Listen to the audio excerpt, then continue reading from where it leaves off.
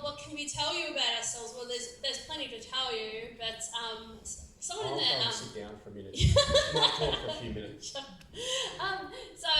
Basically, someone asked me today, what's missions like? What can I describe it as being? Well, if you like a roller coaster ride, it's pretty much like that.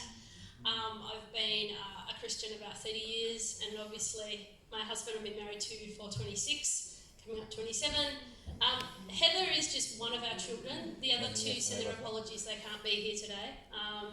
Colleen is nearly 22 and is working through autism, as am I. And Lauren is 19 going on 20 and she's fiercely independent. She wanted to be here today, but she's unwell. We better put these things on. It's called age. Okay.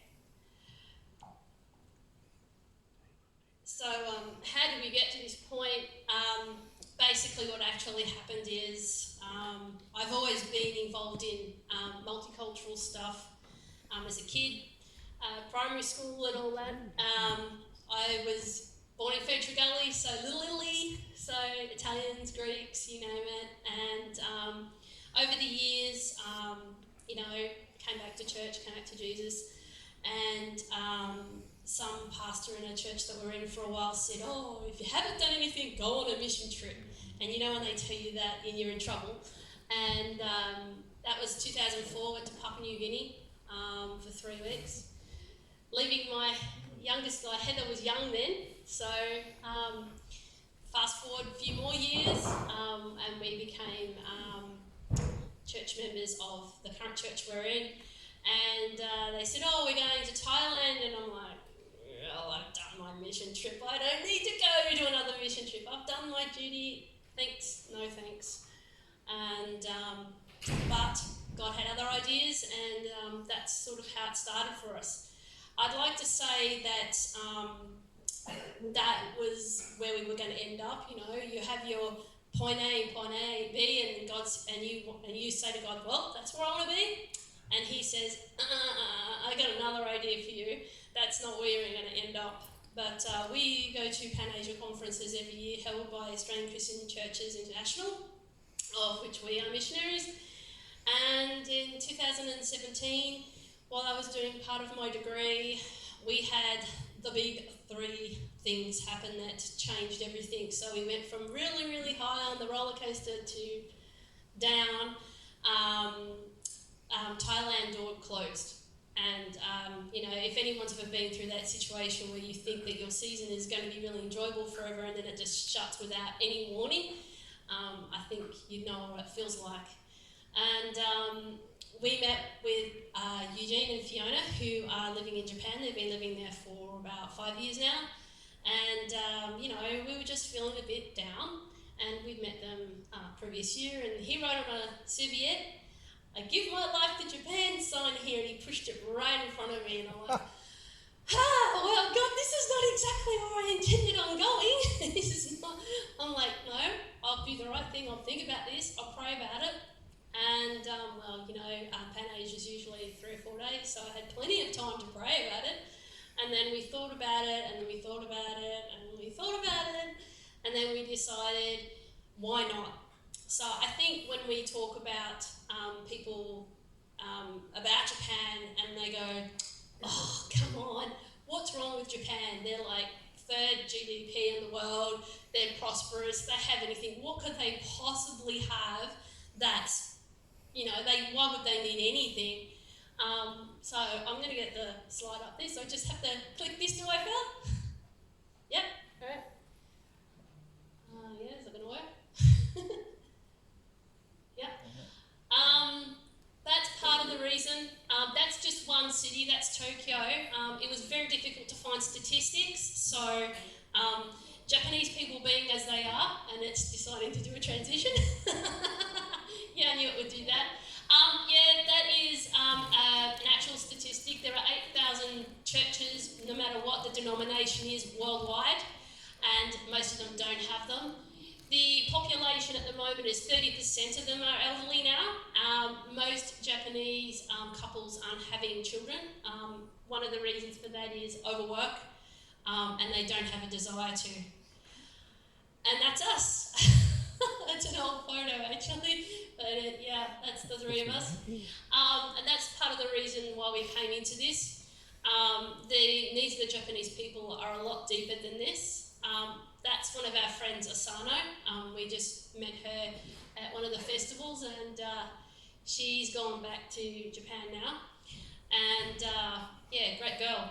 And she's just one of the people that we've met that have really helped us. And that's Fiona, Eugene, and their beautiful children now. And Waku Waku means trembling with excitement. So they use a lot of onomatopoeias. So that means people get really excited like this. The food distribution is the main one. Costco in Fukuoka, which is where we're going, provides all the bread and that's Eugene there serving it. They need new leaders. A lot of the pastors in churches now are either too old or there's not enough of them, and the new next generation, as in teenagers, my kids' age and older, need to be trained up and discipled in Jesus. Yeah. So at the moment there is 8,000 churches. That's one church for every 20,000, over 128.9 million Japanese currently, and 1.9 of Christianity. So that's just our details up there. So if you want to turn it off, Phil, that'd be great. But you can get that information from us later. So when we're talking about Japan, Japan is considered an unreached people group. We're not just talking about the general population. There are 3 indigenous groups in Japan, the Ainu, the Bonin Islanders, who are actually Christian, off the coast of Tokyo, and the Ryukyuans down the bottom. Not only that, most of the Japanese people do not have a faith. If you see the shrines and the Buddhist temples around, don't be fooled. Most of them are empty, and most of them now are being used as accommodation for foreigners, believe it or not. Yes, the reason for that is because, like our churches here, you've got to have bums on the seat, you've got to have people giving in some way or another to maintain that place of worship, and the Japanese are abandoning it like droves. And the reason for that is definitely because you know yourselves, when you own your faith and it's part of you and your spirit and your being, and you're speaking to God's spirit, it's something that you belong to. Well, the Japanese, funnily enough, want the same things as you and I. They're very spiritual people. It doesn't really look like that, but they have from their traditions, most of them being demonic. So when we go into Japan, please pray for us, because we are going to be coming into a flood of demonic oppression on levels we don't even see here. I mean, there's a lot of countries that are like that in certain parts of the world, but they still have a tribal ancestral worship that they have every couple of times of the year, and animal spirits. So, of course, you guys being a little older might not know this, but anime and manga, that is their main comic and movie and cartoons they have in Japan, are full of it. And that gives you a very good idea why that stuff is very, very dangerous and can infect people. So the other thing is, when I talked about the overwork, they don't get paid overtime. So the next time you guys complain about getting overtime, it's very thought that the Japanese don't always get paid for that. They are told that they have to do it. And overwork is a thing. I read somewhere in the news that one girl died at the age of 20 from overwork. Yeah, her life cut completely short, because that is the mindset and the worldview that Japanese have. So they have a unity that we could be envious of in Australia, I think. Community, individuals, family units, all working together for one goal. But the thing is, their mindset is misplaced. That goal should not be for work and success. Their work, that work and success should be replaced by the love of God and the gospel of Jesus Christ. And that is the sole reason why we need to be there. because not only because of those statistics up there, one of them that wasn't listed there is the suicide rate is second only to Brazil, and it is young as the age of 10. So you imagine some of your kids that are in kids' church, and I don't mean to shock people by saying this, that age and a little bit older, ending their life because there's just no hope. So if you look at it from that point of view, we look at poverty that we see on TV as always material poverty. But this is spiritual poverty at its worst. And some of us here know about mental health. The mental health thing is completely unheard of in Japan. I mean, we're starting to catch up now with the Are You OK initiatives that are out there and all these sorts of things. But Japan is so far behind the 8 ball when it comes to that sort of thing. So it does shock people when they go there because they think it's a very progressive society on all levels. Don't be fooled, that is definitely not the case. So in saying that, it's very hard to work out what we can do because Japanese people are non-confrontational. I mean, we can say what we like in Australia to some degree. We can, can't we? Yeah. But in Japan, you just can't do that. It's just not possible. It's like top-down leadership, so my way or the highway, and you must do what your senpai or senior person tells you to do. So we've got a lot of roadblocks coming into that. In a lot of ways, we are freer than other Asian countries because in a lot of other Asian countries, it's a state religion. That is not the case in Japan. So that's one good thing we have in our favour. 2, the Japanese people are highly spiritual. So Pentecostal churches in particular are making big inroads. We would have said that there's 1% Christians, but now it's 1.9.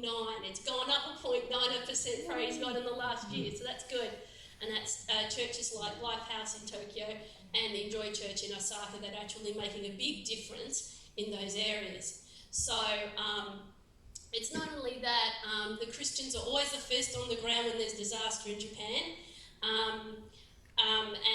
If you know the Tohoku triple disaster that happened, the Fukushima meltdown, the nuclear plant was one of the biggest nuclear disaster in history now. It's going to take them 40 years before they can even get back on their feet. That's conservative statistics there. Christians were the first on the ground. Not the Japanese government, the Christians were the first on the ground. It doesn't matter where they were from, didn't matter the denomination they were on the ground, they were in there helping out, and they were also building churches. So the important thing is when we talk about no leadership, like we said before, those guys are building churches. And the thing is, well, you guys have got a very generous church. If I had one of my Japanese friends here, they'd go, oh, this is so big. It's huge. Theirs is just a skinny, narrow area, and they can only fit 40 people in. So 45 at a comfortable level. But the most important thing for them to do now is to build small churches, disciple as many people, believers as they can, and build up leaders. Because the leaders that are in now that are, they want to retire. They really are. They're tired. Some of them are like itinerant pastors. They go from church to church to church. And then we see this sort of thing and we think, we need to do something about this. They really need help. So we're partnering with Fiona and Eugene, and they're thinking of doing some initiatives that will help these churches, because not only are we interested in helping build Waku Waku Life Church and other churches, the 8,000 are still existing in Japan.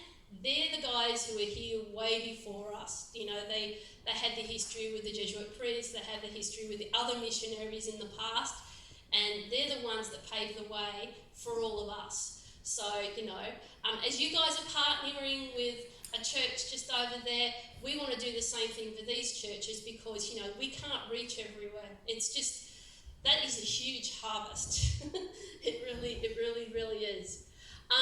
When it comes to the projects that we'll be doing, in a lot of instances, and any missionary in Asia will tell you, English clubs are usually the best way because how many foreigners would they see?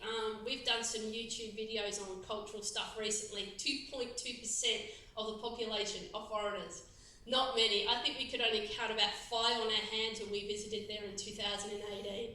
And and they can speak, and like some Japanese people can speak English. I had one guy say to me, "Oh, you're very beautiful," and then walk off, and I'm like, he speaks English. Oh my goodness, that's amazing. And one guy asked me, "Oh, do I know the Beatles?" And I'm like, yeah, sure, why not?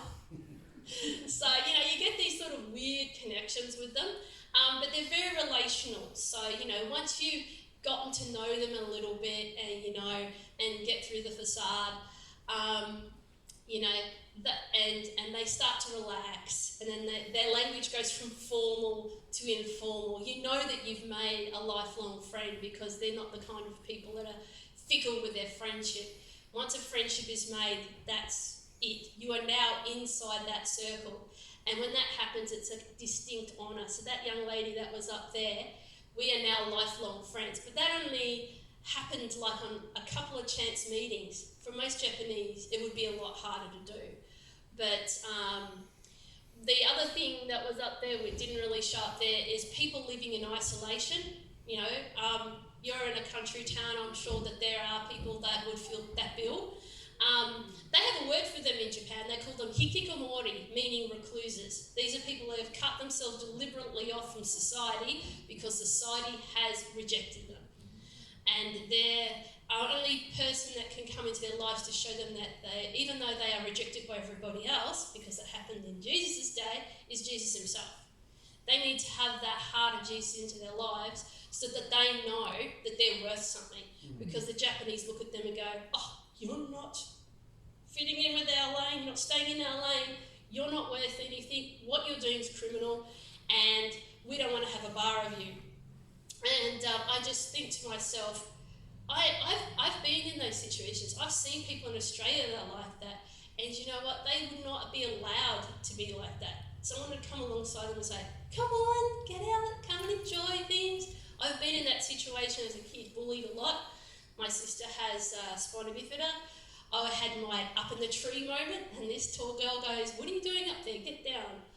And if it hadn't been for someone like that speaking into my life, I guess I probably wouldn't be up here talking to you guys today, because she helped me to give me the confidence that we are not meant to be in isolation. No man's an island. So, and that's important for the Japanese to know that as well. And a lot of the suicides also happen from these people in isolation. They're a big drain on their parents. I don't like to be critical by saying that, but that's the Japanese take on it. Because we have welfare for everybody here, welfare for everybody. Do we all enjoy that? Yes, we do, when we can get it. That's not the case in Japan. If you've got family members, that's just tough biggies. You've just got to do it tough. So, and the homeless is also part of the reason why that happens as well. It's not an ideal system, but the Japanese view is we want to keep the families together as much as you humanly possibly can. Again, we do the English hangouts and some stuff like that, and we got to do that in Japan. They asked us questions. At least they didn't ask us, "Do we ride a kangaroo?" They didn't ask us that. But one thing I can tell you is that the relationships I have via a Hello Talk cultural app, I am very tech-minded, sorry. They thought about us here in Australia. It was amazing. They kept saying, "Are you safe? Are you guys all right?" Because they don't know what Australia looks like. No idea. They don't know where I live. And I said, no, it's all right. But could you please pray for New South Wales? Could you please pray for Queensland? Could you please pray for northeastern Victoria or wherever the fires were? I said, we're fine here. Don't worry about us. And some of them actually said, look, you know what? I felt really moved by what you guys are doing, that we wanted to donate money. So as you guys are giving to missions for people that are going out, these guys who have no idea, and to be honest, I don't know what motivates them sometimes, they decided to give money to us here. So, we don't know what kind of impact we're going to have. Let's be honest, when it comes to missions, no matter what it is, overseas or not, you don't know what impact your lives are going to have on somebody else. We do stuff with elderly and the devotionals as well. Elderly people in Japan, again, have not much in the way of welfare either. They're in towns by themselves most of the time. I think the oldest lady in Japan is in the area we're going to actually. She's 117. That's pretty good. And but most of them in the rural areas, and again, you guys relate to this because you guys are rural, only elderly people live in those towns. All the young people have gone, and you know, because they go where the jobs are. And then when you think about that, the sad part is these guys can't really look after themselves. If they didn't have health insurance when they were younger, so I'm turning 50 this year, they usually started at 40 over there, and they make you do this great big test. That's a whole other story. If they don't have that, then they don't have the support of residential care. So they're on their own in these villages with other older people, and if anyone gets sick or passes away, I don't even want to tell you what that's like. If family doesn't come, these clean-up crews come through there. I don't know how they feel about it, and mentally it would mess with my head if I had to go and do something like that. But these are just some of the things that we think about. With what we're going to be doing in Japan, it's not all bad news. I'm happy to say that Fiona and Eugene are really working hard. And when we first went to Japan, the food distribution program was only a Wednesday, and it wasn't a very big one, and and that was fine. And nowadays they've got 2, and they're looking at doing some other projects that help them, because some Japanese people will chase these guys away. They will chase them away. They don't like the homeless. They're failures. They're nothing. They're absolutely nothing. They'll camp themselves out on public land, but you won't see them during the day. I mean, we do see some of our homeless here during the day, don't we? You won't see that in Japan. They can't beg, they can't get any money that way, and they have to actually go and get scrap. So recycling, scrap metal, whatever scrap paper they can get to earn money. And that's the same all across Asia as well. So we do all our parts with all of those things. How long will it take us to get to Japan? Only God knows that. But we just wanted to share our mission heart with you today. And I know my husband is chomping at the bit over there to say his bit. What we will say is that not only does the church that we're going to do missions within, they give their missions out. So I don't know how the missionaries do their churches, if they are connected with a local church, because some of them can't be for various reasons. But the church we're going to, Waku Waku Life Church, they take up missions offerings for other countries as well. So they are big into the one-day appeal. If you haven't seen it, we can give the information of ACCI later, and you can check out their website. Our bio is up there as well, and they can give you that. But what they do is they give in and they give out. And I believe, not because Bible College tells me so, but my Bible tells me so, we need to be as churches to give in and give out as well. So I'll let my husband do the last bit. Here you go. Thank you. Wow, I get a couple of minutes. That's great. Before I go on to anything to do with Japan, I've just had a bit of a thought while I was over there during the songs, some of the things that were getting said, especially what you said about with sin, being a sinner and everything. The difference between God's law and man's law. An article came up on Facebook yesterday about a fellow that we know. I'm not going to go into names, political parties or anything, but he was going to run in the next Victorian state election. And it's come up that because of a little law, he's found to be ineligible. And that little law says he pleaded guilty 25 years ago to a charge that potentially carried a 5-year term. Now, he in himself, he's a great man of God. He knows that God's forgiven him. He knows that he's moved on with his life and he has done amazing things with his life. But man's law says, no, we don't care. That might have been 25 years ago, but you did it. You pleaded guilty to this. Didn't serve any time at all, not one day. But he pleaded guilty to it, so they say, you're completely ineligible, we can't forgive you. And that's the difference between man and God. That they don't want to let him be part of something that, I think he'd be great in politics, but man says, no, you're not allowed to be. God says he's forgiven, absolutely loved. So I saw that yesterday when it came up. I saw the face on my Facebook feed and I went, I know that man. We know him well. And I read the story and I was heartbroken because I know he's had a passion before to do stuff in politics, and apparently he was eligible for federal because obviously laws are different for state and federal, So he's run for federal before but was unsuccessful. But now that he decided to try state, suddenly he's like, no, can't do it. And it was like, he was going to look at challenging it, but he didn't want to put his family through it and his friends through it. So he went, no, I'm not going to do that. I'm just going to step aside and keep going what he's doing with God. So I praise him because he could have kept dragging it through and causing heartache, causing a lot of... He could have probably got successful because it is a very wishy-washy little man's law, but he's decided, no, I'm not going to push it. I'm going to move on. But, so that's part of what I keep thinking about too, the difference between man and God. And with going to Japan, when Eugene first thought of Japan, well, threw Japan at us, I didn't think about Japan at all.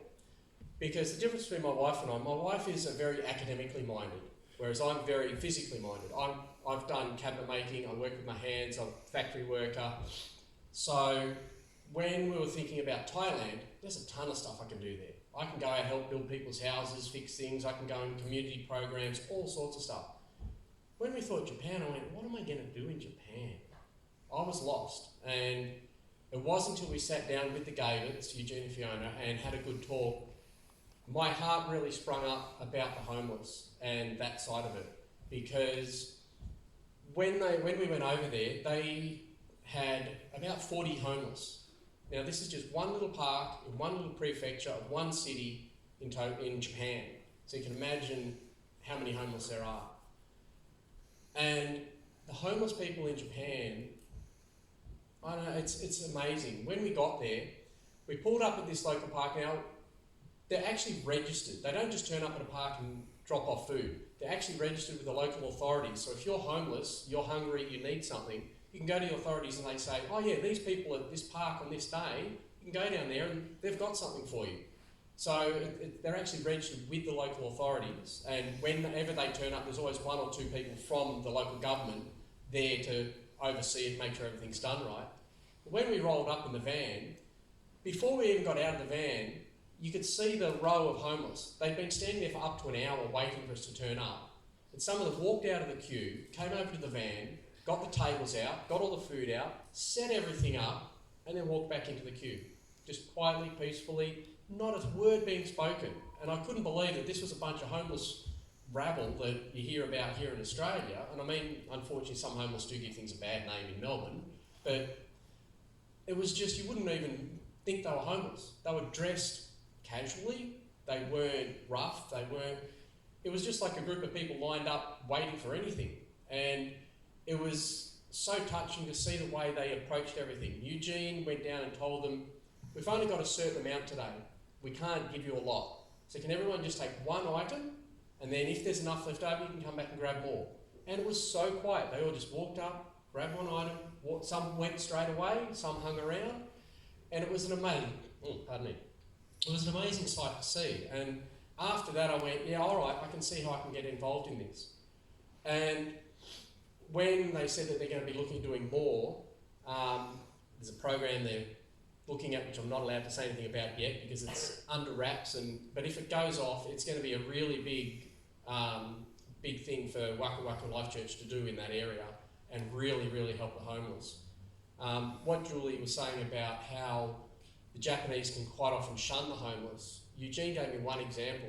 He set up one day, had the homeless lined up, and he had a businessman come out across the road, stormed across the road, and really got stuck into Eugene.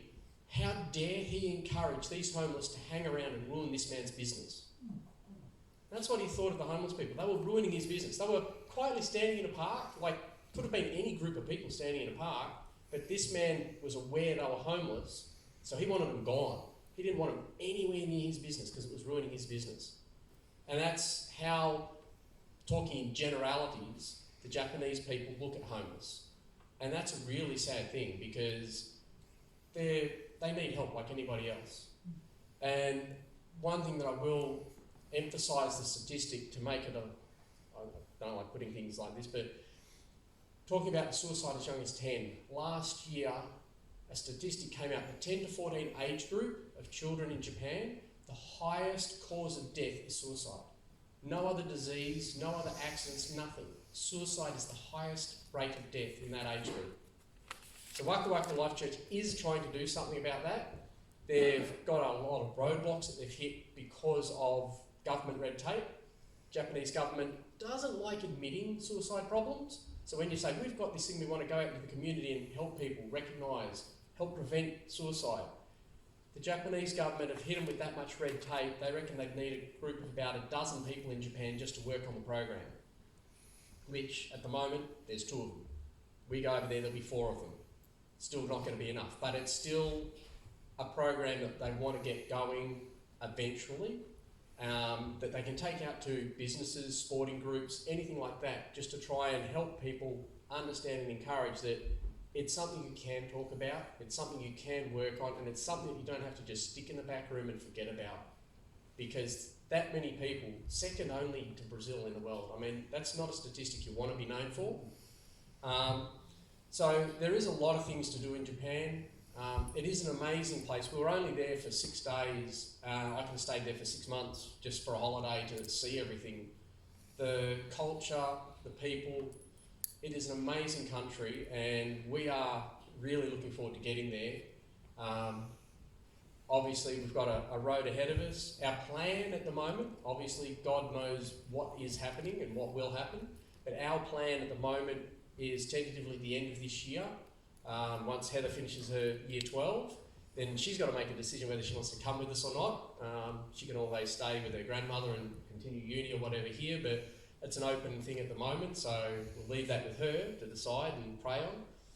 But yeah, I mean, Japan really, I never thought, when we first started, I went, I don't think Japan's right when we first got brought up, but once we started looking into it, and once we started listening to God as to what he wants us to do, I couldn't imagine going anywhere other than Japan now. And the funny thing is, I was just on the phone to my mother yesterday, who most missionaries will tell you their families aren't supportive. Unless your family is a full Christian family, families aren't very supportive of missionaries, because they look at you and go, what are you doing? You're leaving the comfort of your home, your job, you're going overseas. What are you doing? And my mum is very much like that, unfortunately. She even said to me yesterday, are you still going to Japan? I went, yeah, of course we are. She said, well, why? They're a rich country. Doesn't matter how rich they are in money, they're not rich in spirit. Over 110 million Japanese aren't Christian in Japan. That's a bit of a field. We might be able to reach a few of them, then they can reach a few, maybe we can get something started. But Japan is a country in darkness that a lot of people think they're a country of light because they are so technologically minded. There's in the news about amazing things all the time, breakthroughs and amazing things. But spiritually they are in darkness and they need the light to be shone there. And there's just not enough workers on the ground. Some countries have so many missionaries that they're falling over each other, but Japan is very, very light on. ACCI only has 4 missionaries on the field at the moment. There are other missionaries in Japan, obviously, but ACCI particularly only has 4 missionaries, yet they've got that many in Thailand and Vietnam and that. It's like, they're good to go. So we just really do thank you for inviting us up here. It was a beautiful drive up here. It's a wonderful place. We both come from country origins originally, so it's nice to get out into the country again and see the side, see the roads and the open spaces, and not have to feel like you're stuck in a concrete jungle.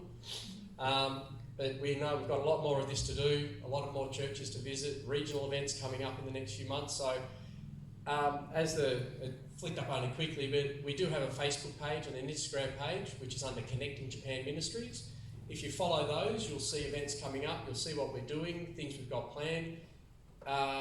If things work out well, Julie's going to try and get over to Japan in the coming months for a few weeks, just to touch base with the Gabits, to get some more footage and stuff of things they're doing there, updated with the programs and that. And then, of course, we'll be going over to Pan Asia in July, August. But yeah, I think that's about all I can say for the moment. Just a very big thank you for inviting us up here, because we went through a long stage of sending out invites, we're trying to get places, getting nowhere fast, and then you guys seem to have opened up the floodgates, because once we got your invite, we've gotten other phone calls from other churches, we've got the regional events that we're booked in for, and it's like, well, is this the start of it, God? So if that is, then we are really grateful for your invite, because this could be the start of the run that we've been waiting for. So we thank you very much, and we'll pray for your church, and we'll just pray that you keep praying for us as we continue, and once we get over there, that you definitely keep praying for us, because we'll need your prayers once we're there. Thank you very much. Well done.